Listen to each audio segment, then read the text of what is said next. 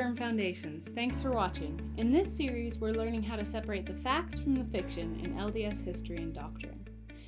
Today we're talking about Emma. Emma Hale was a lovely, refined, intelligent, middle-class young lady in the 1820s. She met Joseph Smith in Pennsylvania when she was 23 while he was boarding in her parents' home. After falling in love, Emma and Joseph eloped, despite her parents' disapproval due to Joseph's lower class and odd religious work. This is where Emma's life of comfort ended. The couple first stayed with Joseph's parents, but moved back to Pennsylvania to live with Emma's parents less than a year later after Joseph Smith got the Book of Mormon plates. Emma scribed for Joseph as he translated the Book of Mormon. She bore a strong witness of the gift and power of God by which he translated and of the truthfulness of the book. As Emma's first pregnancy wore on, Martin Harris did most of the scribing. To convince his skeptical wife, Martin begged Joseph to let him take the translation manuscript home to New York. Knowing better, Joseph finally relented anyways and let Martin take the pages. While Martin was away, Emma gave birth to a boy who died shortly after.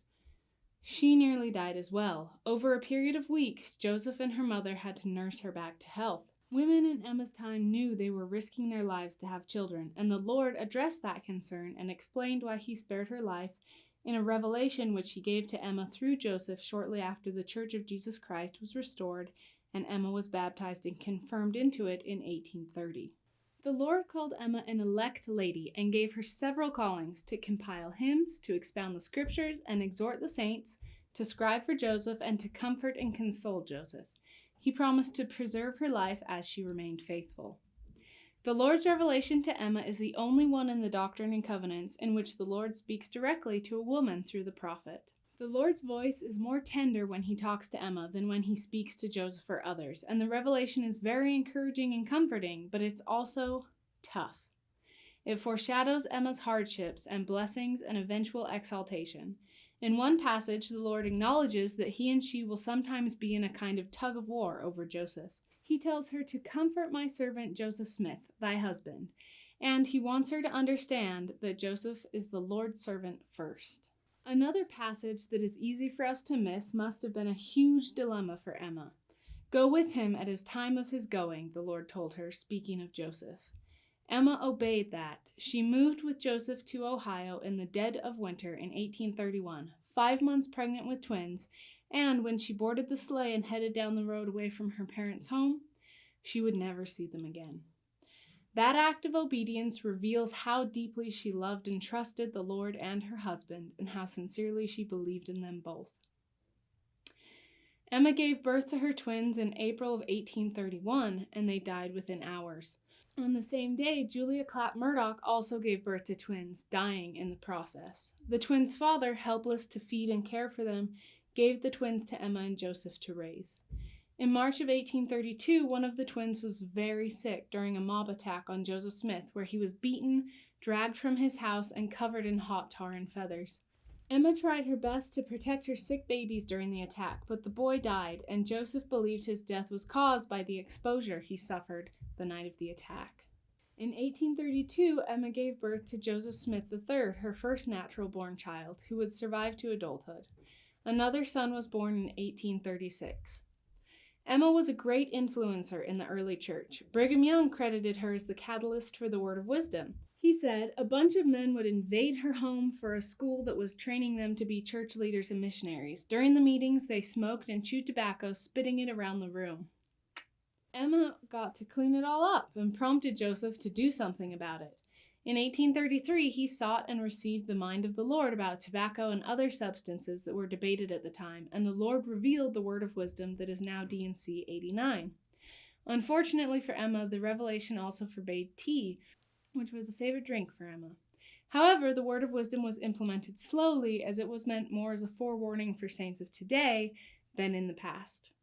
In 1842, the Lord called Emma Smith as the first president of the Relief Society in Nauvoo, Illinois.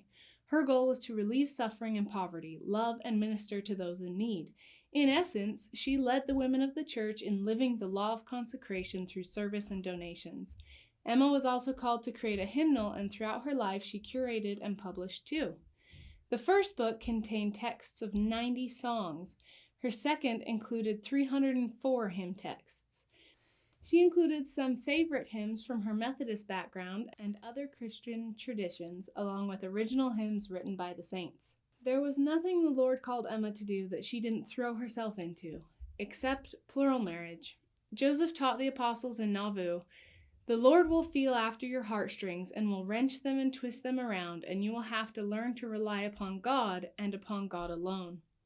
As though that wasn't sobering enough, he added, "If God could in any other way more keenly have tried Abraham than by calling him to offer his son Isaac, he would have done it."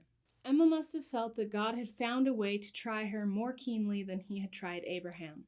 Historical records don't reveal exactly what Emma knew about the revelation on plural marriage, when she learned it, how she felt about it, and how she responded to it. She didn't leave us records of her views on the matter. All we have are a few insights left by others, but they do reveal Emma's character. They show that she was fiercely opposed to infidelity. She preached against John Benet's apostate so-called spiritual wife system, by which he and other predatorial men preyed upon vulnerable, poor women.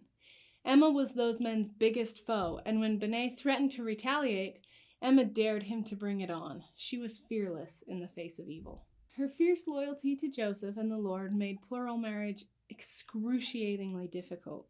She had left her parents and siblings to obey the Lord and follow Joseph. She had buried many of her children and spent most of her married lives in the homes of other people and been driven from 2 states. She would be willing to do anything except share her husband, and that is the test the Lord gave her. She didn't pass it perfectly, but she did pass. Here's why we can be so confident in that assertion. The same revelation that gave Emma her Abrahamic test also gives the terms and conditions of the new and everlasting covenant of marriage. Simply put, the 3 conditions of marriage are to have your marriage sealed by one who has sealing power, have it sealed by the Holy Spirit of promise, and something the Revelation calls that too most holy, which is described in more detail in verse 19. Verses 19 and 20 say that all those who meet all 3 conditions will be exalted. We know from historical records that Emma was sealed to Joseph in May of 1843, and we can safely assume that it was verified by the Holy Spirit of promise, because in September of 1843 they received the ordinance D&C 132:7 calls that too most holy, which means that the promised blessings of verse 19 are theirs. Though neither Emma or Joseph was perfect after receiving these sealing blessings, neither committed the unpardonable sins the Revelation describes, so they're going to be together forever. Some people who don't understand that may assume that Emma lost out on her blessings when she didn't follow Brigham Young and the Saints west after Joseph's death. But she understood the covenant she had made. She knew the terms and conditions of the new and everlasting covenant of marriage, and they didn't say anything about moving to the Rocky Mountains. As Joseph left for Carthage, Emma asked him for a blessing. He couldn't give her one then, so he asked her to write her blessing out and promised that he would seal it.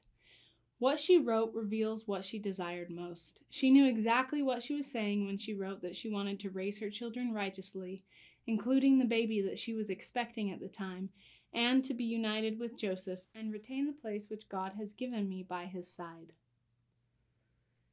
Emma never saw Joseph alive again. He was murdered on June 27, 1844, leaving her a pregnant widow and sole provider and caregiver for their children. She was heartbroken. Brigham Young, president of the Quorum of the 12 Apostles, became the leader of the church until such time as a new prophet was appointed. Emma and Brigham had enjoyed a fine relationship before, but now they parted in different directions. She wanted to stay in Nauvoo beside her husband's grave, and she felt she had the right to property and records that Joseph possessed. Brigham was leading the saints to safety in the West. He also felt like he had the right to the property and records and that they belonged to the church. He invited Emma to come west with them, but she had no desire to do so. In 1847, the year Brigham arrived in what later became Utah, Emma married Major C. Lewis Bideman, who was not a Latter-day Saint. In April of 1860, her son Joseph III was ordained with her support as prophet of the reorganized Church of Jesus Christ of Latter-day Saints. Emma and Lewis attempted to run a general store and hotel, but the lack of people in Nauvoo left them struggling monetarily for most of their lives. Emma died peacefully in 1879. She was not perfect, but that was not the standard the Lord had set for her exaltation. Rather, he had told her to cleave to the covenants which thou hast made, and promised her a crown of righteousness. She knew the covenants well. She made and kept them intently, knowing that the Lord would, in turn, redeem her and exalt her with her husband. Emma is a hero. She was an educated, refined, adult woman who chose time and time again to reevaluate and renew her faith and testimony in the early church. She remained true to her covenants through a lifetime of intense opposition and extreme trials. She endured to the end in incredible and admirable ways, pushing through trials that I would not have been willing to endure, and to the end she was forgiving and resilient. During the time their marriage was strained by the test of plural marriage and Joseph was being hunted by Missouri officials who were intent on prosecuting him, Emma met him at his hiding place on an island in the Mississippi River.